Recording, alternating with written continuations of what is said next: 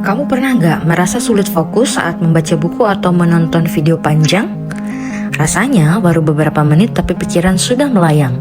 Tangan refleks mengambil ponsel dan tiba-tiba kamu terjebak dalam scrolling tanpa henti.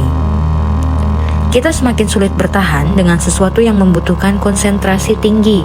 Dulu, kita bisa membaca buku berjam-jam, menikmati film dengan alur lambat, atau mendalami sebuah topik tanpa gangguan. Sekarang, 5 detik pertama saja sudah menentukan apakah kita akan lanjut menonton atau tidak. TikTok telah mengubah cara kita berpikir dan memproses informasi. Kita terbiasa dengan sesuatu yang instan, serba cepat, dan penuh stimulasi. Tanpa kita sadari, otak kita mulai menyesuaikan diri dengan pola ini. Tapi, apakah ini sesuatu yang baik? Apakah ini membuat kita lebih cerdas karena bisa menyerap informasi dengan cepat, atau justru merusak akal kita, membuat kita sulit berpikir mendalam dan kehilangan kesabaran untuk hal-hal yang benar-benar penting? Pertanyaannya bukan lagi apakah TikTok mempengaruhi kita, tapi seberapa jauh dampaknya terhadap cara kita berpikir, bertindak, dan bahkan menilai dunia sekitar sekarang? Yuk mari kita bahas.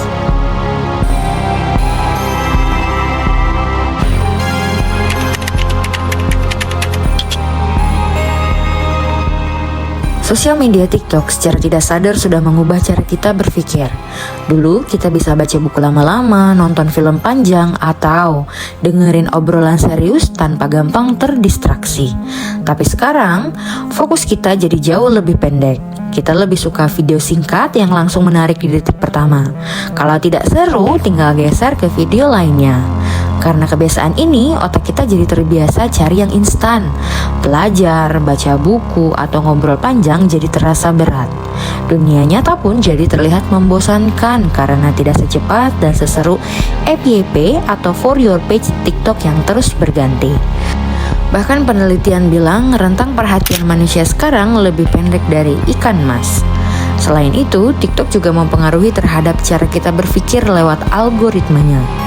Konten yang muncul di FYP kita itu bukan kebetulan, tapi disesuaikan dengan apa yang sering kita tonton.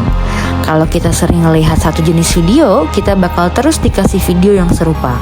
Akhirnya, kita bisa terjebak di satu sudut pandang dan cenderung sulit menerima opini yang berbeda. TikTok juga bisa membuat kita jadi lebih sering membandingkan diri sendiri dengan orang lain. Ada banyak tren kecantikan, gaya hidup mewah, percintaan, dan pencapaian yang kelihatan sempurna. Padahal, apa yang ditampilkan tidak serta-merta benar. Di balik layar, banyak banget kasus di mana barang-barang yang mereka pamerin itu bukan milik mereka. Ada yang hanya sewa, barang branded cuma buat konten, atau mungkin hanya menunjukkan bagian terbaik dari hidup mereka. Akibatnya, kita bisa menjadi minder dan merasa tidak cukup baik dibandingkan dengan orang lain atau bahkan sebaliknya. Kita bisa terpengaruh dan menjadikan itu sebagai standar kesuksesan yang harus kita capai. Selain itu, setiap kali kamu scroll TikTok dan menemukan video yang seru, otak langsung ngeluarin yang disebut hormon dopamin, yaitu hormon kebahagiaan yang membuat kamu senang. Sama jika kamu makan makanan enak atau kamu mendapatkan hadiah. Hormon dopamin ini datangnya cepat tapi tidak bertahan lama.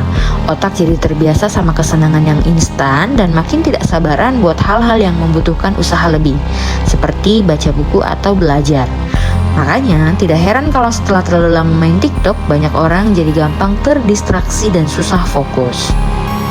TikTok bukan cuma mengubah cara kita menikmati konten, tapi juga cara kita menerima informasi. Kita jadi terbiasa menerima informasi tanpa banyak mikir atau mengecek kebenarannya.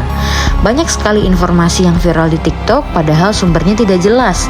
Mulai dari tren kesehatan aneh, teori konspirasi, sampai berita yang belum tentu benar. Tapi karena dikemas dengan menarik, banyak dari kita menjadi percaya tanpa memvalidasi kebenarannya.